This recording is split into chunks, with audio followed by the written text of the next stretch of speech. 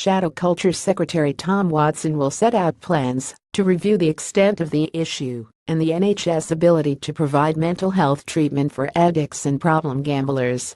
Mr. Watson, the deputy Labour leader, will claim that firms are targeting low-income gamblers and people who had given up betting, accusing them of an abuse of trust and power.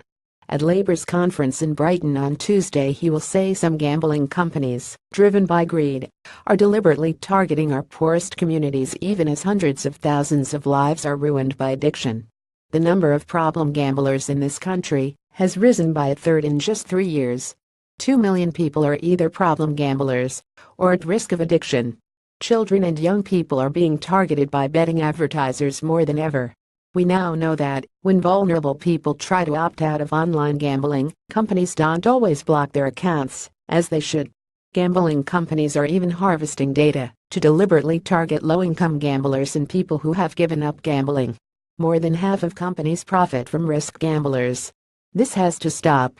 Gambling companies must be held to account for this abuse of trust and power. Can you imagine the uproar that would ensue if drinks manufacturers targeted members of Alcoholics Anonymous by selling vodka outside AA meetings? We won't tolerate that, and we should no longer tolerate the same pattern of irresponsible behavior by some bookmakers. Labour has already set out plans to cut the maximum stake at fixed-odds betting terminals from £100 to just £2, and to ban bookmakers from sponsoring football teams. The review of problem gambling and the NHS ability to cope will be led jointly by Mr. Watson and Shadow Health Secretary Jonathan Ashworth. Labour highlighted research by the Gambling Commission, which suggested that more than 2 million were either problem gamblers or at risk of addiction. Gambling Aware asks the industry to donate 0.1% of gross gaming yield to fund education, prevention, and treatment services. But Labour said the firms contributed just £7.6 million, rather than the £13.8 million that could have been provided.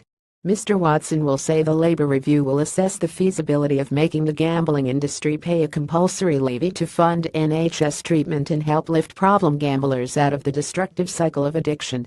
At the moment, the industry is asked to make voluntary contributions of 0.1% of profits, but it doesn't. So my message to gambling firms today could not be clearer: stop targeting vulnerable people. Start acting responsibly. And meet your obligation to help those whose lives been blighted by addiction. The firms could either act now, because it's the right thing to do, or face being forced to take steps by a Labour government. The Association of British Bookmakers said it backed an evidence-based approach to helping problem gambling in the UK, and would support Mr. Watson's idea of a review if it facilitated this, a spokesman said. We also would not oppose an appropriate, compulsory levy on the gambling industry to fund problem gambling treatment, as we have long argued that the gambling industry needs to work together to reduce the number of problem gamblers and address the fact that most problem gamblers move between different forms of gambling. Copyright C Press Association Limited 2017, all rights reserved.